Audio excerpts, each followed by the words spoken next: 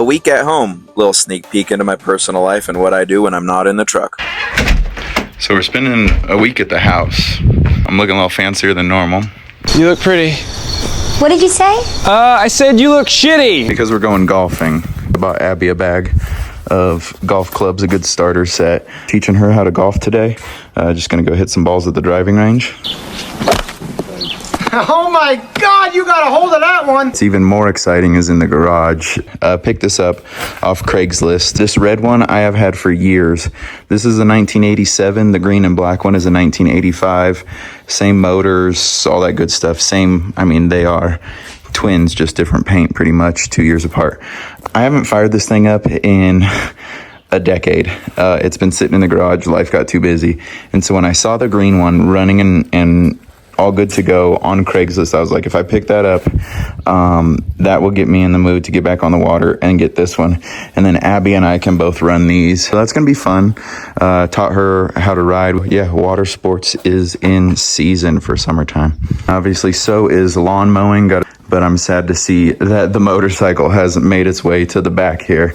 But right now we are definitely focusing on water sports and the jet skis, because these are an absolute blast. But today we're going to teach her how to swing some clubs. You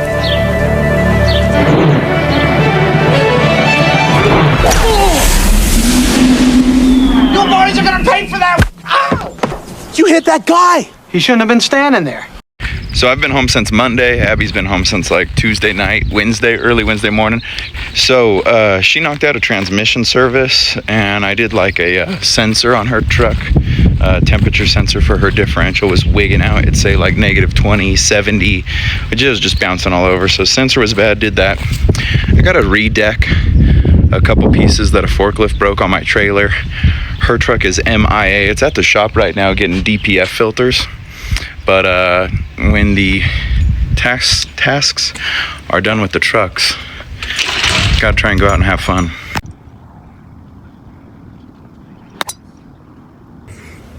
Next, I cut some 2x4s down. Well, there's work to be had.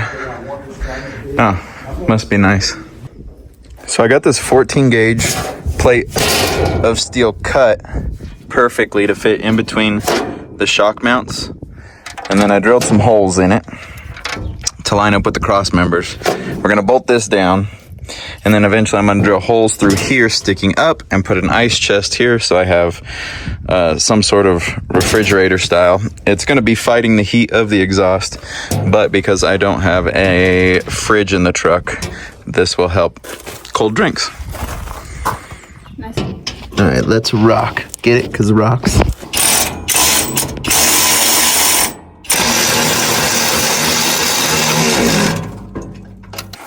All right, now that's mounted and secure.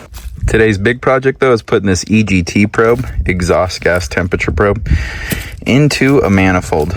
Am I nervous about it? Hell yeah. Drilling into a manifold, scary stuff. Now, to drill into the exhaust manifold, you drill in, but you need what's called a tap and die set. And that threads it in. It creates threads, which is very important for this. And hopefully Ace has the size that we need.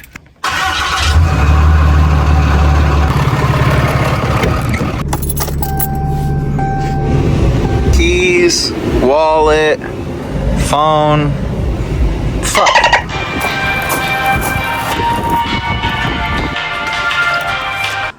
Hey, you wanna come with me to Ace? Metric. No bueno. Also a price tag. They're like $6 at Harbor Freight. We found the section. All right, we got everything we need. Hopefully it works.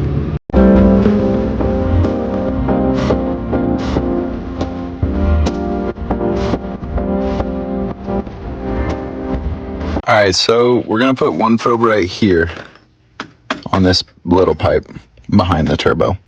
I also want to put one in the manifold, but the only easy spot is right here, which I'm freaking nervous about how thick that might be and how well of a spot that would be. There's no other real good spot, so we might only do there. Start with a little pilot hole. We're going with 9/32 before we move up to 11/32 and then tap it. I don't go all the way through with my pilot hole, but just get a good start and then move up to the bigger size. All right, that was nerve-wracking. Now we create the threads. Now I don't know what it is about tap and die, but it makes me nervous as all get out, like I've mentioned. Which is crazy, because I'll tear apart this engine, you know what I mean? I'll take the exhaust manifold off. I'll redo a whole bunch of seals. I'll take, you know, components off the engine. I'll drop holes in the frame or the trailer. It's totally different though, because it's not going to stop you from running. So it has to do with the engine, the exhaust system. That's why I chose this little pipe right here in case I mess up. Albeit, if anything goes wrong, terribly wrong, I can replace that little pipe itself. It cost me, it'd be they call it a stupid tax, you know, but I'll pay it versus paying someone else to do this job. Stupid tax. So I watched Ford vs. Ferrari last night. Spoiler alert, super sad ending.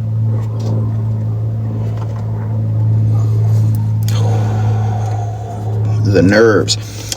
I did, you know, this isn't my first like tap and die. I did one on the intake to put a boost gauge. Some of the most important gauges you should have in your truck are a boost and a pyrometer for exhaust gas temperatures. Half turn in, quarter turn out. Clean it up a little bit with that quarter turn out. Another half turn in. And some WD-40 to keep it lubed up. You guys know what WD-40 stands for? Water dispersant. I know it's backwards. Water dispersant 40. They got it right on their 40th try. If you notice, it's not trademarked, and you'll never find the ingredients. Because if they trademark it, they'd have to tell you what's in it. And they don't want to tell you what's in it, so they don't trademark it. Alright, I think we're about done here. Holy shit, that was like the most nerve-wracking job I've ever done. I just had the end of this wrench gripping onto the square bit right there and the tap. Screwed it in slowly and would do about a half turn in, quarter turn out, half turn in, quarter turn out, just to keep the threads going. But I don't know if you can see there, we've got threads now. All right, so there's where the probe's gonna go in. It's threaded. We're gonna go ahead and put some anti-seize on this and then drop it in all the way. A little 14 millimeter, and then put the probe in. I'll show you when we're done. There you have it. There's the probe, all done and said. And the wire plugs into another wire and runs to the gauge inside the dash. That was nerve-wracking. I didn't thread it in all the way because, you know, it started getting really tight, and normally after it gets really tight, it all of a sudden becomes loose, and we don't want to do that. Alright, so we finished up here. I put these heat shields back over the turbo and the manifold. I did not do the top probe, but the bottom one, we got it ran here, and then I bent the heat shield out so it works with the angle of that probe. Wire comes up, and then it goes right through this rubber gap here into the firewall. Second probe is here if I ever decide to put it in, but right now it's just going to read the under the hood temperature. But let's go check the gauge. And like I said, I have two gauges now. So the bottom one is reading under the hood temperature, like under 100. And that's really not going to do me any good. But there it is, reading at about 300. It's kind of hard to tell the small marks. But it matches up with 238 on my PDI tuner. So that's pretty cool. It's working. As an owner-operator, you want to take every advantage to save that money. And if you can't do the work yourself, then just have your girlfriend do it for you. You know, that's kind of convenient. Sorry if there's wind, there's a storm coming in. But I found this on Amazon. Amazon must know I spill the heck out of my liquids. Are you tired of looking like an incapable toddler when you pour liquids? Are you tired of spilling all over the place and getting your wife mad at you? Are you tired of spilling radiator fluid all over the engine bay when you were aiming for the radiator cap? Well, we've got the solution for you. Now it's about $15 for a 5-pack of these funnels. Clip that right onto your jug of whatever you're pouring, and when you pour, it just splashes in. Well, as all good things do, home time must come to an end, so we hit the road out towards Kansas. This is up US 24 out of Colorado Springs. See that little ominous green glow? It's like a neon cactus out here off US 24. It's really cool. I love it every time I drive by it. Nice yard ornament they've got going on. So we headed out empty to Kansas. We were going to Salina to pick up some tractor implements going to Utah and Idaho. All right, good morning. We're here in Salina, and I'm tired as hell. So I'm loading up here in Salina. I've got one pick, 2 drops. Normally I take these Land Pride implements and I go east or south with them, like Texas or Florida or Pennsylvania, New York. This is the first one I am taking and going west. First drop is out in Utah. I believe it's Murray, Utah. Second drop is Preston, Idaho, which is right at the border of Utah, Idaho. But looks like he's coming here, so we'll catch you later. Hey, little redirect on this video. So this is me hauling an oversized load back before I came back to Landstar. I used to run for an outfit. We did a lot of telephone poles. Right here, it's 9 feet over the front and 28 feet over the rear on a 53-foot trailer. I'm no stranger to long or wide. We also used to do a lot of bridges that anywhere from 13.8 to 14 foot was the ones I hauled. So I'm no stranger to oversize or throwing a banner. But here at Landstar, they have a level system. And I'm currently level 2. That's the only experience, or that's the only level they gave me based on my experience for the long and wide that I have ran. And it's a bummer because level 2 only allows you to go 10 feet wide. Well, I got to Salina. This is why this ties in. I got to Salina, and one of the machines they were going to load on me was 12 foot wide, only 12 foot wide. So I called up Landstar. I said, hey, this machine I'm loading is 12 foot wide. I didn't know it. Somebody messed up. And they're like, man, you've hauled 0 oversize for us before. And I said, I know. There's not a lot of stuff that's 10 feet wide or under here that goes on a 48. And they're like, no, it's out there. And I said, no, it's not. I'm the one searching the load board and calling these agents. But anyway, I didn't get to run that load because they wouldn't let me run an oversize because it was 12 feet and they only have me at a level where I can only do 10. Ain't that some BS? So anyway, I had to deadhead down to Oklahoma. So let's start over. What's up, Indacos? Welcome back to another YouTube video. I am parked here in Hinton, Oklahoma at a Love's. Gonna run in and go get some grub. But I just loaded up in Oklahoma City with some air conditioning units from Johnson Controls. Pretty easy load. It's really light. It's only 11,000 pounds. So let's get outside and I'll show you that thing. All right, so like I said, it's pretty easy load, real light. I have 2 stops. That first AC unit up there goes to the second stop, and everything else is going to the first stop in Cottonwood, Arizona. So while I was filming this securement, I saw this little scumbag taking a piss right in the parking lot. No wonder they stink. You know, see something, say something. So I yelled at him. I was like, hey, go inside if you need to take a piss. Don't do it right in the parking lot. He looked at me with this stupid, stubborn look on his face and then continued peeing. Drove for MVT. But don't worry, I went ahead and handled things with like a street justice. I was thinking about walking up and pushing him from behind so he pissed all over himself, but handled it a different way. So these units are really light, so you don't want to tighten them down too much. But other than that, same with this box, it's really light. We've just got one strap over it because it's braced in front and rear. But yeah, like I said, real simple. You throw edge protectors on units like this. You go where there's a more solid mass. So that's that. We're gonna go in, get something to eat. And I saw some young kid taking a piss by the back of his trailer in the parking lot, so we're gonna teach them a lesson. Now, if you're wondering how I handled that, let's just say locks are very cheap from Harbor Freight. I always carry a few because it always seems that the door swinger is the one causing these problems. I'll let you guys put 2 and 2 together on how I handled it. Let me know down in the comments how you would have handled it. We all share these parking lots with one another, and it's not our property. We got to be respectful. So maybe next time you'll piss inside with love. All right, guys, we are here in Amarillo, fueling up, getting some government juice, and hopefully this microphone is picking me up. Let me show you something I use in my daily fuel. I fuel up every day pretty much. But this stuff is called Max Mileage by Pittsburgh Power. Treats 3,200 gallons. 3,200 gallons. It treats. You only put in a few ounces at a time. 1 ounce for every 25 gallons. And if you have a truck that runs emissions, aka the government juice, I highly recommend this stuff because, one, it's expensive, unfortunately. That's not why I recommend it. But it's a come on, get in there. Sorry, it's hard one-handed. I don't normally do this one-handed. It's a catalyst, so it reacts with the diesel and creates a better burn.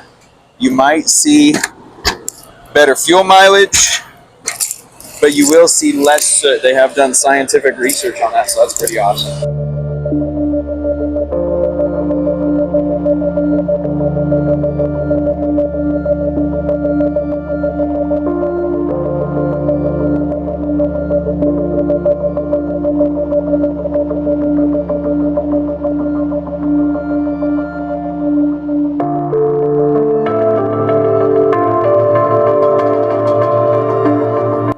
So I'm here at the Route 66 Casino Travel Plaza. The casino's over there. Got you guys zoomed out on a half zoom. Air conditioning units. These are York units, so they're labeled, from Johnson Controls. So I said these are York units, or so they say, you know, but see how uneven that York sticker is? It's kind of at an angle. And there's also hella air bubbles in it. You see the air bubbles, right?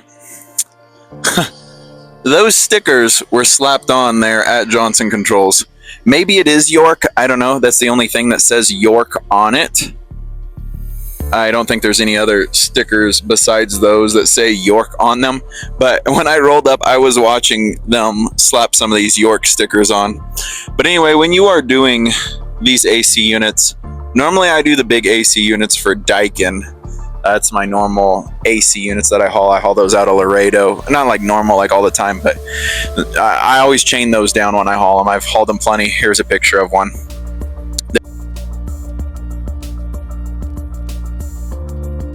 They're big units, huge industrial grade. These are also big units, obviously way bigger than your house, but these are the first units I've ever strapped. Okay, I guess I lucked out with a little bit of a freaking car show here at the casino.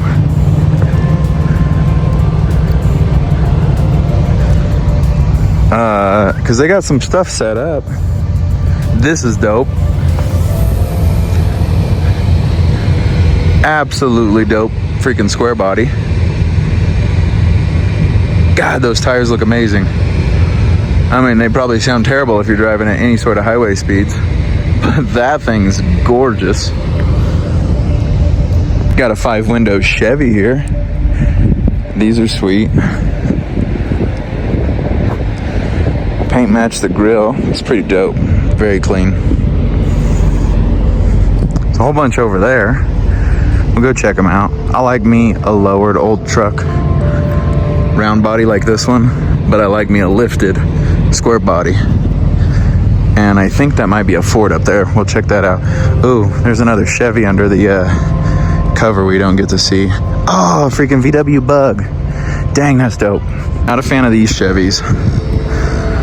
Mainly because the square turn signals up front, but this is clean. Paint match the inside. Very unique color. Yeah, like these square turn signals, not a fan. Sweet pinstriping though.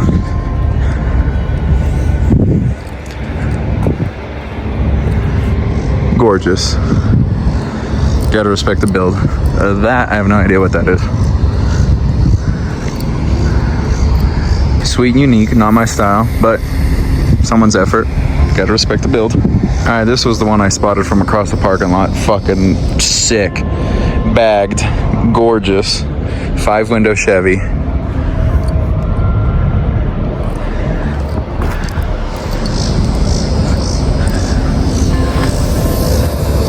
I think this is a 52. I like the chrome front instead of the paint matched. White walls are sick. Side steps, oh, just looks so good when it's back to the ground. The 50s trucks were badass, especially the Ford. I'm a fan of like a 55 Ford. Oh yeah, like a 52, her 52. Oh, this is dope.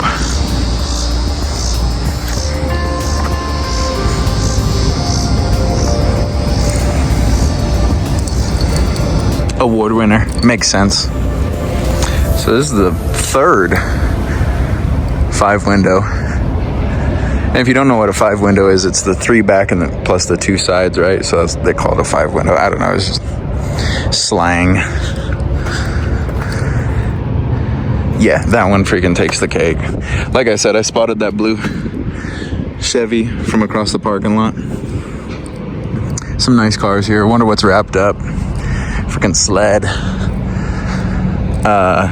But something tells me there was either a lot more cars here earlier or there's a lot more coming.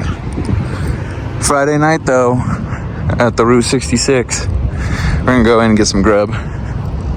Oh yeah, let's check out that VW Bug first. All right, this thing's clean as fuck. Also bagged. I bet you they put a Porsche engine in it.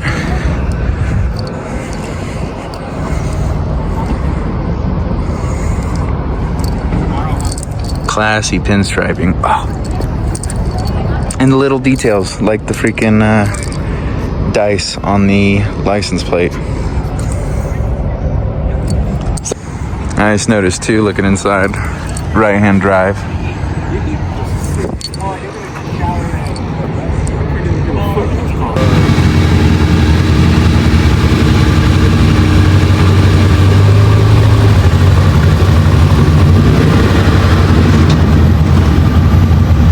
Inside the casino, they had this bug labeled "One Bad Bug." It's a drag racing VW Bug, obviously. Front engine. Crazy amount of work that went into this, but this thing was sweet.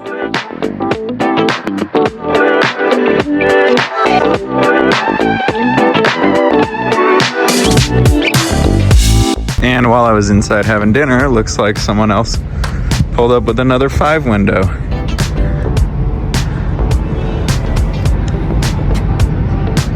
Nice red interior. Sweet little chop visor on the front. I think this is also a 52. I don't think you'd be able to tell, but it's a purple in color, but it looks black. But when you get up on it, it is definitely a nice purple. These flames up front. Looks pretty sweet. And I was wrong. This one's a 51. Oh, and some custom paint in the Chevy emblem. Boy.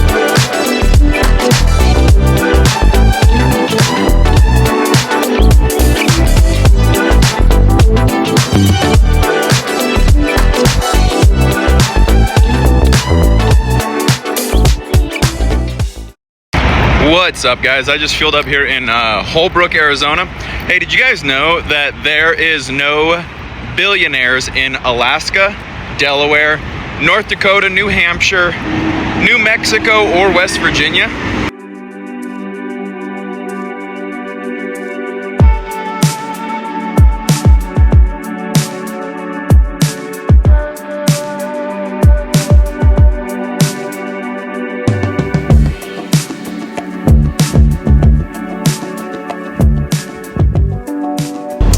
We just got up. It's like 5 a.m. It's about 5:30 now. Just filling out our logbook for our reset, and then made some coffee. It's all black coffee with Starbucks caramel. And I put in this like mushroom powder.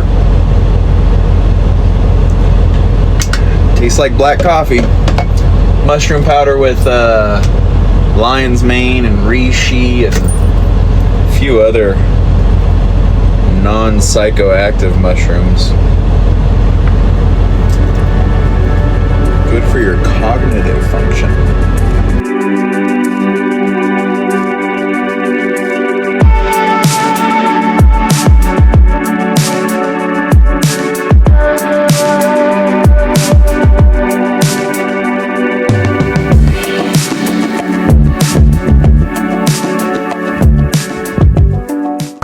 right, we're here in Cottonwood, Arizona.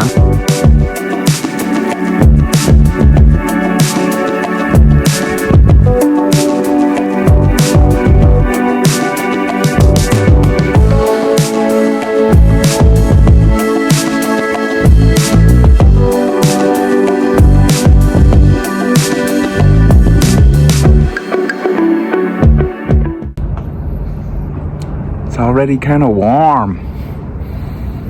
Trying to stay out of the sun, but get a good neck tan.